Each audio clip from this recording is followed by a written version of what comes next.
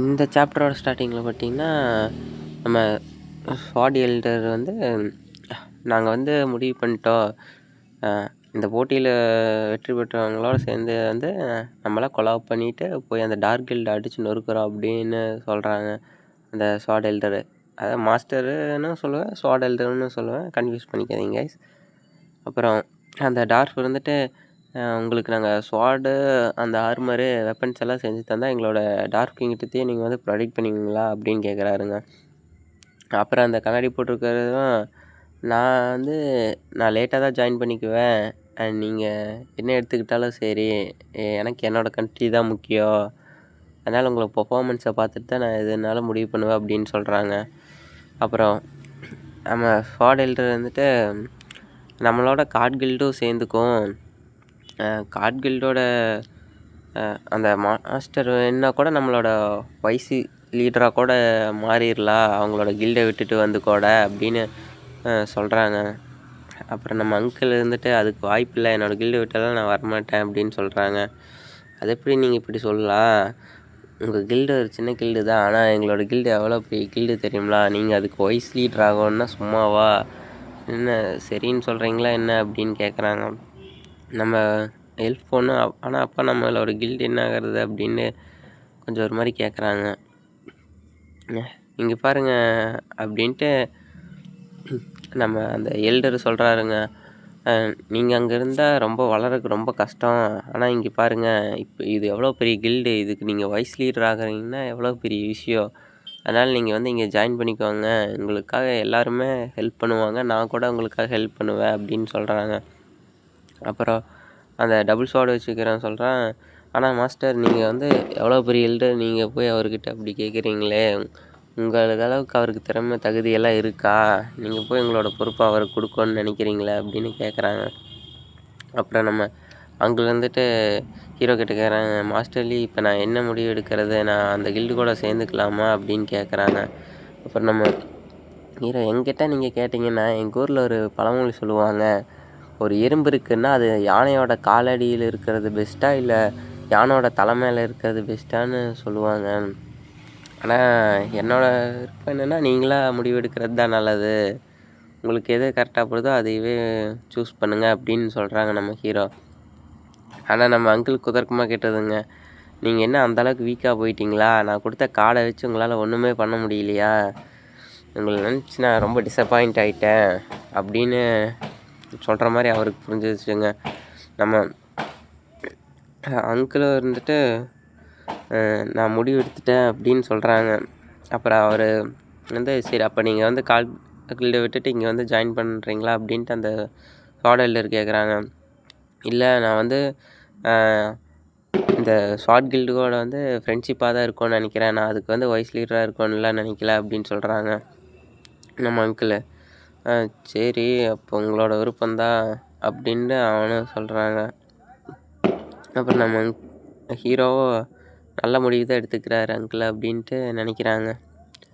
நான் வந்து ஸ்வாட் கில்டு எல்டராக மாறிட்டேன்னா என்னோடய கில்டு வந்து யார் பார்த்துக்குவா, அதை நான் தான் எப்படியோ இது பார்த்துக்கணும், ஏன்னா நான் தான் அதை க்ரியேட் பண்ணவேன், என்னை நம்பி நிறைய பீப்புள்ஸ் எல்லாம் இருக்காங்க, நான் தான் பார்த்துக்கணும் அப்படின்னு சொல்கிறாங்க. ஆனால் என்ன நடந்தாலும் சரி நம்மளோட ஸ்வாட் கில்டும் அந்த காட் கில்டும் என்றைக்கும் ஃப்ரெண்ட்ஷிப்பாக தான் இருப்போம் அப்படின்னு சொல்கிறாங்க.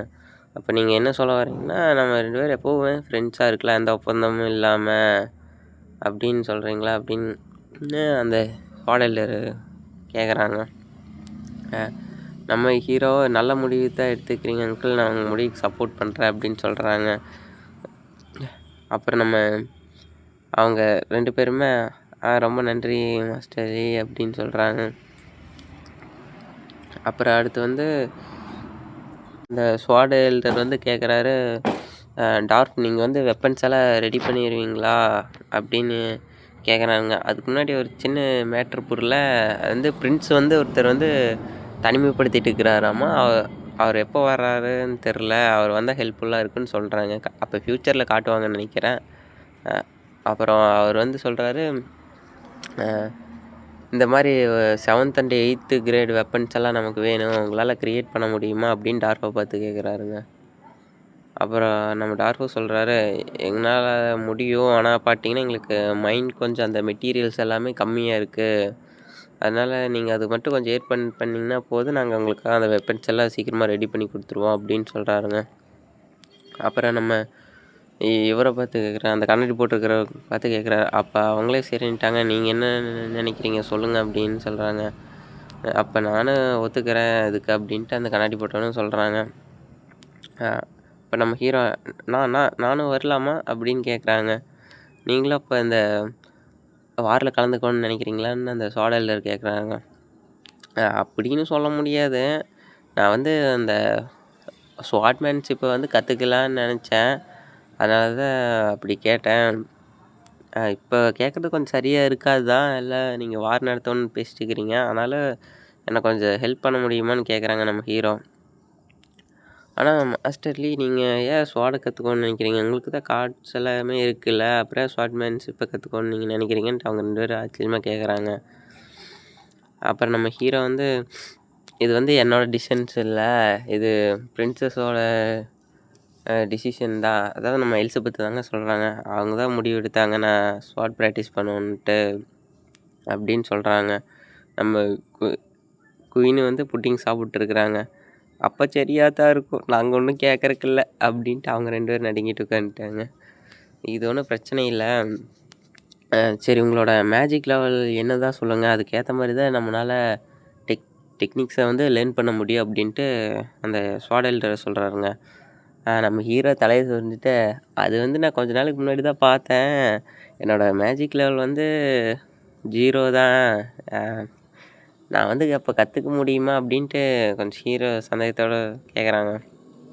நம்ம அந்த டபுள் ஸ்வாட் வந்துட்டு, உங்களுக்கு கொஞ்சம் கூட சுத்தமாகவே மேஜிக் பவர் இல்லைன்னா எப்படி உங்களால் ஸ்வாடை யூஸ் பண்ண முடியும் அப்படின்ட்டு அந்த டபுள் ஸ்வாட் சொல்கிறாங்க. அப்போ உங்ககிட்ட அந்த மேஜிக் பவர் யூஸ் பண்ணாமல் எந்த ஸ்வாட் டெக்னிக்குமே இல்லையா, நார்மலான டெக்னிக்கு அப்படின்னு கேட்குறாங்க. அச்சாச்சா அப்படியெல்லாம் இல்லை, மேஜிக் யூஸ் பண்ணால் கொஞ்சம் பவர்ஃபுல்லாகவும் கொஞ்சம் எஃபிஷியன்ஸாக இருக்கும், அதனால தான். நார்மல் டெக்னிக்கெல்லாம் இப்போ யார் மதிக்கிறா அப்படின்னு சொல்கிறாங்க. ஆனால் ஒரு ஆள் இருக்கிறாங்க, அவங்க வந்து மேஜிக் எதுவுமே யூஸ் பண்ணாமையே சாதாரண ஸ்வாட் ட்ரைனிங் வச்சே மேலே வந்தவர் அப்படின்னு சொல்கிறாங்க. அது வந்து வேறு யாரும் இல்லை, அந்த இப்போ தொலைஞ்சு போனார்ல அந்த எல்டர் தான் அப்படின்னு சொல்கிறாங்க, அந்த எல்டர் ரூமு. அப்புறம் நம்ம அங்கிளு கேட்குறாரு, அதெல்லாம் சரி தான், முதல்ல நீங்கள் எப்படி அந்த இவரை கண்டுபிடிக்க போகிறீங்க, அதுதான் தொலைஞ்சு போயிட்டாரு அப்படின்னு சொல்கிறாங்க. அதுவும் சரி தான், நான் கற்றுக்கிட்ட மாதிரி தான், இவனுங்க எனக்கு ஹெல்ப் பண்ண மாட்டானுங்க போல், அதை சுற்றி விளைச்சி இப்படி சொல்கிறானுங்களே அப்படின்னு நம்ம ஹீரோ அழுகிறாங்க. அப்புறம் அந்த கண்ணாடி போட்டிருக்கிறவன் வந்து, ஒரு நிமிஷம் அப்படின்ட்டு அவன் வந்து புக்கில் என்னமோ கிறுக்கி கொடுக்குறாங்க. இங்கே பாருங்கள், என்கிட்ட வந்து கொஞ்சம் ஸ்வாட் ஸ்கில்ஸ் மாதிரி இருக்கிறதெல்லாம் பேசிக்ஸ் எல்லாம் இருக்குது, இதை கொஞ்சம் ப்ராக்டிஸ் பண்ணுங்கள் அப்படின்னு கொடுக்குறாங்க. அப்படியா, ரொம்ப நன்றி, ஆனால் இது எப்படி நான் யூஸ் பண்ணுறது அப்படின்னு நம்ம ஹீரோ கேட்குறாங்க. ஐயையோ, இது என்ன முடிஞ்சு போச்சு அவ்வளோதானா அப்படின்னு நம்ம குயின் வேறு சைடில் நினச்சிட்டு இருக்கிறாங்க. புட்டிங் காலி ஆயிடுச்சு போல்.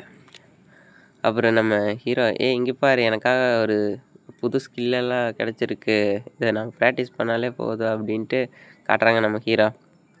அதெல்லாம் தேவையில்லை, வா நம்ம திரும்ப நம்மளோட வேலையை பார்க்குறக்கு போகலாம் அப்படின்ட்டு அந்த கப்பை நசுக்குறாங்க. பார்த்தீங்கன்னா அந்த சோடா புட்டி வந்து தெரிச்சிட்றாங்க தக்காளி சாஸ் மாதிரி. அப்புறம் பார்த்திங்கன்னா அடுத்த சீனில் அந்த பாலைவனத்தை காட்டுறாங்க. பாலைவனத்தில் பார்த்திங்கன்னா பயங்கர சண்டை போயிட்டுருக்குதுங்க. எங்கே நீ ஒளிஞ்சிட்ருக்கிற, வெளியே வா அப்படின்ட்டு ஒருத்தர் சொல்கிறாங்க. ஆனால் இவங்க தாங்க அந்த இன்ன வரைக்கும் பேசிகிட்டு இருந்த அந்த ஸ்வாட் சைன்ட்டு, இவங்களும் ஒரு எல்டர் மாதிரி தாங்க. அப்புறம் அங்கே இருந்துட்டு அந்த கோடாலி யூஸ் பண்ணுறவங்க வர்றாங்க. இவனும் ஒரு எல்டர் தாங்க அந்த ஸ்வாட் கில்டில். நானே சும்மா இருக்கேன், நீ என்னை வந்து தொந்தரவு பண்ணிட்டு இருக்கிற, உனக்கு என்ன தாண்டி வேணும் அப்படின்ட்டு அவன் வேறு கத்திட்டு இருக்கிறாங்க கோடாரி வச்சுருக்கிறவன். அப்புறம் நீ போய் அந்த டார்க் கில்டு கூட போய் சேர்ந்துட்டியே, உனக்கு வெக்கமாக இல்லை அப்படின்ட்டு சொல்லிட்டு இருக்கிறாங்க. உன்னோட கதை இன்றைக்கே நான் முடிக்கிறேன் அப்படின்ட்டு அவன் அட்டாக் பண்ணுறாங்க. பார்த்துட்டிங்கன்னா பயங்கர ஃபோர்ஸாக வருதுங்க. அவன் கத்திட்டு அதே அட்டாக்கு திருப்பி வந்து விட்டுட்டாங்க. பார்த்தில்ல என்னோடய பவரை, இதனால தான் நான் இந்த டார்க் கில்டு பக்கமே வந்தேன். இதோட பவர் பார்த்தீங்கன்னா, ஒரு நிமிஷத்துக்கு நிமிஷம் இன்க்ரீஸ் ஆகிட்டே இருக்குது. உன்னே ஒரு நாள் நான் பீட் பண்ணிட்டு போயிட்டே இருப்பேன் அப்படின்னு சொல்கிறாங்க இந்த கோடாலி வச்சுக்கிறவன். அப்புறம் இந்த ஒரு சின்ன பவருக்காகவா நம்ம கில்டு எல்லாத்தையுமே விட்டுட்டு வந்த, நம்மளோட மரியாதை என்ன ஆகிறது? நீ இப்படி விட்டுட்டு வந்துட்டு இருக்கிறியே, போய் போய் இந்த டார்க் கில்டோட இதில் தான் நீ பிழைக்கணுமா அப்படின்ட்டு அவங்க கேட்குறாங்க. நான் என்ன இவங்களோட கண்ட்ரோலில் வந்துட்டு நீ என்ன சொல்லிகிட்ருக்கிறையா? அப்படியெல்லாம் எதுவும் கிடையாது. இந்த பவரை பார்த்தா நீயே மிரண்டுருவ அப்படின்ட்டு அவன், என்னோட பாடியே நீங்கள் எடுத்துக்கோங்க எஜமானரே அப்படின்ட்டு அவன் கத்திகிட்டு இருக்கிறாங்க. அப்புறம் பார்த்தீங்கன்னா திடீர்னு அவன் ஒரு மாதிரி மாறுறாங்க. ஏங்க இது என்னங்க இது? பார்த்தீங்கன்னா பையனாக இருந்தவன் பொண்ணாக மாறிட்டு இருக்கிறாங்க கொஞ்சம் கொஞ்சமாக. அவ்வளோதான், நான் ஒரு வழியாக வெளியே வந்துட்டேன் அப்படின்னு சொல்கிறாங்க யாரோ. அப்புறம் யாருன்னு பார்த்தா தலை ஒரு மாதிரி பாடி ஒரு மாதிரி இருக்குதுங்க. ஏய் நீ தானே இவ்வளோ நேரமாக அட்டாக் பண்ணிட்டு இருந்த, இப்போ நான் யாருன்னு காட்டுறேன் அப்படின்னு சொல்கிறாங்க. அப்புறம் பார்த்தீங்கன்னா என்ன கன்றாவில இது, என்ன முழுசாகவே அவங்க கூட சேர்ந்துட்டியா, அப்போ நீயாவே இல்லையா அப்படின்னு கேட்குறாங்க. நான் ஒன்றும் அந்த டார்க் கில்டு கூடலாம் ஒன்றும் சேரல, இது என்னோடய பிளான் தான், இது வெறும் டம்மி தான் அப்படின்ட்டு அந்த டார்க் கீர் இருக்குல்லங்க, அதை பிடிச்சி இழுக்கிறாங்க. பார்த்தீங்கன்னா அது அப்படியே பிச்சுட்டு வந்துடுதுங்க. அப்புறம்தான் தெரியுது அவளோட அது பொண்ணு தாங்க அது. ஆனால் என்ன கான்செப்ட்னே தெரியலங்க, ஒரு பையன் வந்து பொண்ணாக விட்டாங்க. அவர் பார்த்தீங்கன்னா இப்போவே அவங்க கதையை முடிக்கிற அப்படின்ட்டு அவள் வந்து ஸ்வாட் எடுக்கிறாங்க. அதையும் தான் பார்க்கலாம், நீயா நானான்னு பார்த்துலாம், ஒண்டி கொண்டி வச்சுக்கலாம், வாடி கீழே இறங்கி அப்படின்னு சொல்கிறாங்க. இதோ வரேன் பாரு அப்படின்ட்டு சல்லுன்னு கிராஸ் ஆகிறாங்க. பார்த்தீங்கன்னா பெரிய ஒரு அட்டாக்கே நடக்குதுங்க. அவ்வளோதான், இதுக்கு மேலெலாம் உனக்கு கருணையே இல்லை, எப்போவோ நீ செத்துட்ட, அதனால் உனக்கு சொல்கிறது ஈஸி தான் அப்படின்ட்டு சொல்கிறாங்க. பார்த்தீங்கன்னா அந்த ஸ்வாடு தாங்க ஒருங்கி போச்சு. நான் இப்போ தான் தூக்கத்துலேருந்து நெஞ்சிச்சிருக்கிறேன்னா நீ வந்து என்னை வீக்குன்னு நினச்சிட்ட, நீ சப்பைன்னு நினச்சிட்டேன் என்ன, நான் எவ்வளோ பெரிய ஆள் தெரியுமா அப்படின்னு நம்ம அதுதாங்க அந்த கோடாலி சொல்லுதுங்க. அப்புறம் இந்த கோடாலி வந்துட்டு சொல்லுது, என்னதான் ஒரு கிங் குதிரை இருந்தாலும் அது வெறும் 10,000 கிலோமீட்டர் தான் ஓடும், ஆனாலும் அதோட அந்த ஆர்மரே பார்த்தீங்கன்னா அந்த குதிரையை கொன்றும் அப்படின்னு சொல்கிறாங்க. ஒருவேளை அந்த குதிரையை ஓட்டுற கிங்கே நான் தான் இருந்தா அப்படின்ட்டு அந்த ஆப்போசிட்டில் இருக்கிற சொல்கிறாங்க, அந்த ஸ்வாட் யூஸ் பண்ணுறவ. அதையும் தான் பாப்பா வா ஒண்டி கொண்டி வச்சுக்கலான்ட்டு அந்த கோடாலி இருந்துட்டு வார்ம் எடுத்துகிட்டு இருக்கிறாங்க. இவளுக்கு எவ்வளோ திமிரு இருக்கு, இப்போ நான் யாருன்னு காட்டுறேன் அப்படின்ட்டு அவங்க வந்து ஒரு 3 விஷயத்த சவுண்ட் பண்ணுறாங்க. ஒரு கோடாலி மாதிரி, அப்புறம் ஏதோ ஒரு ஸ்லைம் மாதிரி, அப்புறம் ஒரு ஸ்க்ரோலுங்க. அப்புறம் அந்த ரெண்டுத்தையும் அந்த கோடாலியும் அந்த ஸ்லைமையும் மெர்ஜ் பண்ணிட்டுருக்குறாங்க. அப்புறம் அது மெர்ஜ் ஆகி ஒரு எப்பனா மாதிரி இது. அப்புறம் அந்த ஸ்க்ரோலையும் யூஸ் பண்ணுறாங்க. இப்போ நான் யாருன்னு காட்டுறேன் பாரு, நான் இதோட முடிக்கிறேன் அப்படின்னு சொல்லிட்டு அவங்க வந்து அட்டாக்கை ரெடி பண்ணிட்டுருக்குறாங்க. அப்புறம் இவங்க வேறு கொஞ்சம் வித்தியாசமாக ரியாக்ட் கொடுக்குறாங்க. அந்த கோடாலி வேறு என்னென்னு பார்த்தா அந்த ஸ்க்ரோல் இருக்கும் இல்லைங்க, அது போய் அவங்கள வந்து பைண்ட் பண்ணிருச்சுங்க, கட்டி போட்டுருச்சுங்க. அப்புறம் இவ்வளோதான் உன்னால் முடியுமா, இதுக்கு மேலே எதுவும் பண்ண முடியாதா அப்படின்ட்டு அவங்க எகத்தலமாக சொன்னோன்னே, உனக்கு எவ்வளோ திமிரு இருக்குது, நீயே அங்கே கட்டு போட்டு கிடக்கிற, இப்போ என்ன கலாச்சிட்டு இருக்கிறியா, இப்போ உன்னை முடிக்கிறாரு அப்படின்ட்டு அவங்க வந்து சுற்றியில் சமன் பண்ணுறாங்க அந்த ஸ்வாட் ஹெல்டரு. அப்படியே இருந்துட்டு நீ போ அப்படின்ட்டு அந்த இது அடிக்கிறாங்க, அந்த ஸ்பியரு. அந்த 2 மெர்ஜ் ஆச்சுங்களேங்க, அதுதாங்க. அப்புறம் அதை அடிச்சோன்னே சர்றன்னு புயல் வேகத்தில் போகுதுங்க. அப்புறம் 0.001 செகண்டில் பார்த்தீங்கன்னா அந்த கட்டிலிருந்து வெளியே வந்துட்டு அப்படியே அந்த 2வது செகண்ட்ஸில் அந்த வந்துச்சுல்லங்க அந்த ஸ்பியர், அதையும் உடச்சி தள்ளிட்டு 3வது செகண்டில் பார்த்தீங்கன்னா அவங்கக்கிட்ட போகிற மாதிரி காட்டுறாங்க. அவங்களுக்கு வந்து தெரிஞ்சிச்சுங்க, கொஞ்சம் ஃப்யூச்சர் கணிப்பாங்களே அந்த மாதிரி தெரிஞ்சு அவன் நம்மளை எப்படி வெட்டிடுவான்ட்டு அவங்க வந்து ஷீல்டு போட்டாங்க. அப்புறம் அந்த 5வது செகண்டில் பார்த்தீங்கன்னா பயங்கரமாக அவங்க அந்த கட் பண்ண அந்த அட்டாக்கே பார்த்தீங்கன்னா அவ்வளோ தூரம் அவங்களோட இதையவே கட் பண்ணிட்டு செதறடிச்சிட்டு போய் விழுந்துடுறாங்க கீழே. என்னம்மா இது போதுமா இல்லை என்ன வேணுமா அப்படின்ட்டு அவங்க மேலே நின்றுட்டு கேட்டுருக்குறாங்க. இப்போ தெரியுதா என்னோடய பவரை, நான் முதல்ல எனக்கு ஒரு சின்ன வேலை இருக்குது, அதை முடிச்சுட்டு வந்து உன்னை பார்த்துக்கிறேன் அப்படின்ட்டு அவங்க சொல்கிறாங்க. அப்புறம் அந்த கோடலிக்கிற கண் எடுத்து வச்சு பார்க்குறாங்க அவங்க கண்ணுக்கிட்ட. அந்த ஹார்ட்லெஸ் ஆள் எங்கே இருக்கிறான், அவனை நான் பார்க்கணும் அப்படின்ட்டு அவங்க வந்து எங்கே தொலைதூரம் தாண்டி பார்க்குறாங்க. பார்த்தீங்கன்னா நம்ம ஹீரோவோட வீடு தாங்க அது. ஓ நீ அங்கே தான் இருக்கிறியா, இதோ வரம் பார் அப்படின்ட்டு அவங்க வந்து கிளம்பிட்டாங்க. அடுத்த சீனில் நம்ம குயின் வந்து ரிமோட் எடுத்து பெட்டில் படுத்துட்டு, ஆஹா வீட்டுக்கு வந்தாலே ஒரு சுகந்தான், அது நம்ம வீட்டில் நம்ம சோஃபாவில் கால் மேலே கால் போட்டு ஒரு சிப்ஸை சாப்பிட்றதே சுகந்தான். ஹீரோ எனக்கு ஏதோ சாப்பாடு இருந்தால் எடுத்துகிட்டு வாயா அப்படின்ட்டு நம்ம குயின் சொல்கிறாங்க. நம்ம ஹீரோ அசதியில் படுத்துட்டு, ஐயோ முடியல, வெளியே போனாலே ஒரே தலைவலி, ஒரே உடம்பு வலி வேறு, வெளியே போனாலே என் நம்பிக்கையெல்லாம் தூளாக போகுது அப்படின்னு சொல்லிகிட்டு இருக்கிறாங்க. இப்போ நம்ம குயின் கேட்குறாங்க, நீ ஏன் அப்படி நினைக்கிற, நீ வந்து ஃப்யூச்சரில் இந்த வேர்ல்டையே ரூல் பண்ண போகிறவன், நீ ஏன் இப்படி சோர்வடைஞ்சிட்டின்னா இப்படி அப்படின்னு கேட்குறாங்க. ஏத்தா பிரச்சனை பண்ணுறதே நீ தாத்தா, ஏத்தா என்கிட்ட ஒரு வார்த்தை கேட்க மாட்டே, என்ன பண்ணுறேன்ட்டு சொல்லிட்டாவது செய்யலாமே, பிரச்சனை உருவாக்குறதே நீ தானே அப்படின்ட்டு காண்டாயிட்டு இருக்கிறாங்க. அப்படியா அப்படின்ட்டு அவங்க சிப்ஸு சாப்பிட்டே சொல்கிறாங்க நம்ம குயின். அப்போ இருந்தாங்க அங்கே காட்டுறாங்க, வெடிச்சது தான் எல்லோரும் ஜாக்கிரதையாக இருங்க அப்படின்ட்டு அந்த ஸ்வாட் எழுதுற சொல்கிறாங்க. அப்புறம் எல்லோரும் ஸ்வாட் எடுத்துகிட்டு பயங்கரமாக நின்றுருக்குறாங்க. நம்ம ஆளுக்கு இத்தினோண்டு ஒரு ஸ்வாட் குயின் இவ்வளோ தான் என்கிட்ட மிச்சம் இருக்குது அப்படின்ட்டு அவன் மனசில் நினச்சிட்டு இருக்கிறாங்க. அப்புறம் அந்த டார்ஃபு இங்கே என்னமோ நடக்க போகுது பெருசாக வேடிக்கை பார்க்கலாம் அப்படின்ட்டு அவன் குடிச்சிட்டு இருக்கிறாங்கண்ணா. அப்புறம் நம்ம அங்கிள் எந்திரிச்சு நின்றுட்டு, அதெல்லாம் பொறுமையாக இருங்க, நம்ம மாஸ்டர்லி இதுக்கு என்ன விளக்கம்னு சொல்லுவார் அப்படின்னு சொல்கிறாங்க.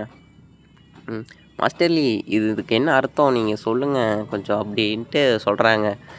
இங்கே என்னடா நடக்குது இங்கே, ஒரு ஆளுக்கு கொன்று போட்டு என்னைய வந்து ஏன் கொன்னன்னு கேட்டால் நான் என்னடா சொல்கிறது, அவள் கொன்னதுக்கு அவகிட்ட கேட்காம என்கிட்ட வந்து கேட்குறீங்களேடா, நியாயமா இது அப்படின்னு நம்ம ஹீரோ வேறு நினைக்கிறாங்க. அதோட தாங்க இந்த சாப்டர் முடிஞ்சுங்க காய்ஸ். அப்புறம் பார்த்தீங்கன்னா 20 நிமிஷம் வீடியோலாம் எனக்கு செட் ஆக மாட்டேங்குது, இதுலேயே கொஞ்சம் நிறைய திக்கி தான் பேசியிருப்பேன். ஒரு ப்ரோவும் வேறு சொன்னார், கொஞ்சம் நீங்கள் ரொம்ப திக்கி பேசுகிறேன்னு. நான் கொஞ்சம் மாற்றிக்கி பார்க்குறேன், இல்லைன்னா ஒரு 10 நிமிஷம் 12 நிமிஷம் வீடியோக்குன்னு போடுறேன் காய்ஸ். எனக்கு கொஞ்சம் செட் ஆக மாட்டேங்குது கொஞ்சம் லாங் வீடியோவெல்லாம், நான் கண்டென்ட்டை ரொம்ப மறந்துடுறேன், இல்லைன்னா விட்டுறேன் அந்த கண்டென்ட்டையே, அதனால தான் கைஸ். அப்புறம் ஒரு நாள் வீடியோ வந்திருக்காது, ஏன்னு பார்த்தீங்கன்னா எனக்கு கொஞ்சம் உடம்பு சரியில்லை. பார்த்தீங்கன்னா அந்த நேரம்னு பார்த்து பேலன்ஸ் வேறு முடிஞ்சு போச்சு கைஸ். அப்புறம் ரீசார்ஜ் பண்ணிட்டு தான் இந்த வீடியோ ரெடி பண்ணுறேன். ஓகே, எல்லாம் சப்ஸ்கிரைப் பண்ணிடுங்க கைஸ். அப்புறம் அடுத்த வீடியோவில் பார்க்கலாம். உங்களோட கருத்துக்களை மறக்காமல் கமெண்ட்டில் போட்டு போயிருங்க. அவ்வளோதான் கைஸ், பை.